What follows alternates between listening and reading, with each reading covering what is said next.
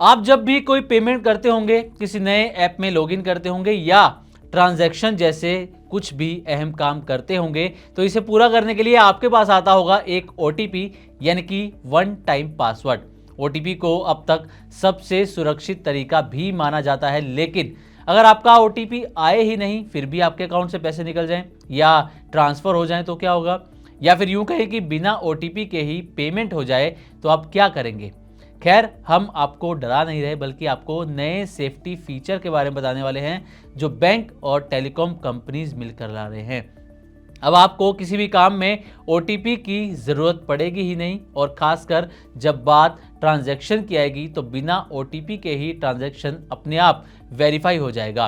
तो इस वीडियो में हम आपको इस नई टेक्नोलॉजी के बारे में बताएंगे जिसे साइलेंट ऑथेंटिकेशन का नाम दिया गया है, ताकि आप समझ सकें कि आपके पैसे सेफ हैं या फिर खतरे में। तो आखिर पूरा मामला क्या है, ये समझ लीजिए।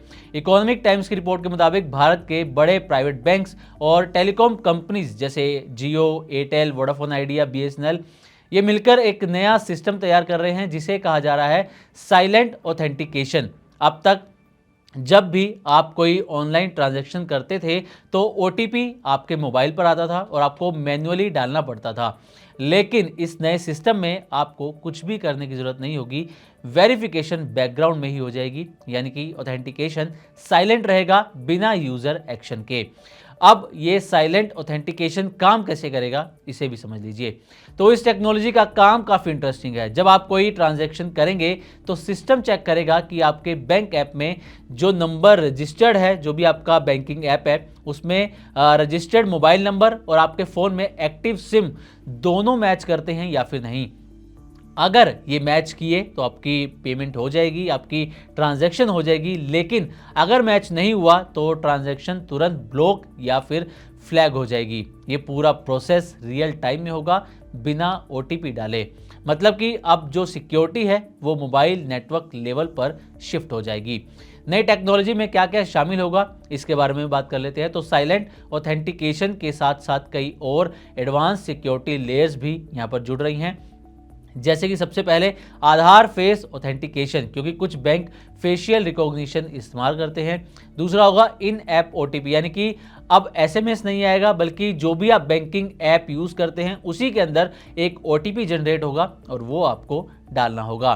तीसरा है नेटवर्क लेवल वेरिफिकेशन, जिसका मतलब है कि सिम और डिवाइस को टेलीकॉम नेटवर्क वेरीफाई करेगा। और चौथा है बिहेवियर ट्रैकिंग, इसमें यूज़र का बिहेवियर, लोकेशन और डिवाइस पैटर्न भी चेक होगा, यानी कि अब सिक्योरिटी मल्टी लेयर्ड होने वाली है।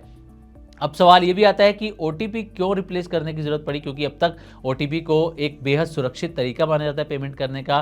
तो दरअसल ओटीपी बेस्ड सिस्टम में कई बड़ी कमजोरियां सामने आई हैं, जिसमें सबसे पहला है सिम स्वैप फ्रॉड। दरअसल फ्रॉडस्टर आपका सिम डुप्लीकेट बनवा लेते हैं और ओटीपी उनके पास चला जाता है।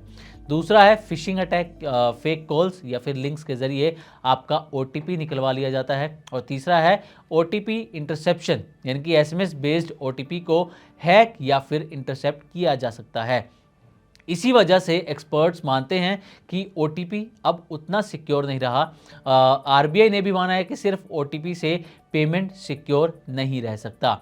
अब आरबीआई के नए नियम क्या कहते हैं, ये भी जान लीजिए। दरअसल 1 अप्रैल 2026 से भारत में सभी डिजिटल पेमेंट्स के लिए 2 फैक्टर ऑथेंटिकेशन मैंडेटरी कर दिया गया है। मतलब हर ट्रांजैक्शन में कम से कम 2 सिक्योरिटी लेयर्स होंगी। ये सिक्योरिटी लेयर्स हो सकते हैं ओटीपी हो, आपका पिन हो या पासवर्ड हो, बायोमेट्रिक हो और डिवाइस ऑथेंटिकेशन भी हो सकता है।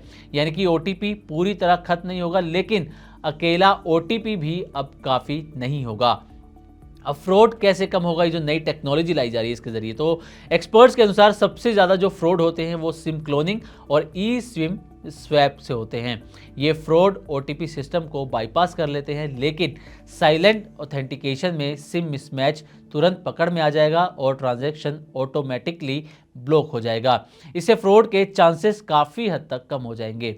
अब इस नए सिस्टम में टेलीकॉम कंपनियां जो हैं, इनका रोल सबसे अहम होने वाला है, क्योंकि वो वेरीफाई करेंगी कि सिम जेन्युइन है या फिर नहीं, डिवाइस सही है या नहीं। यानी अब बैंक और टेलीकॉम कंपनीज मिलकर सिक्योरिटी संभालते हुए यहाँ पर आपको नजर आएंगे। और एक्सपर्ट्स के मुताबिक ये कोलैबोरेशन फ्रॉड रोकने में गेम चेंजर भी साबित हो सकता है।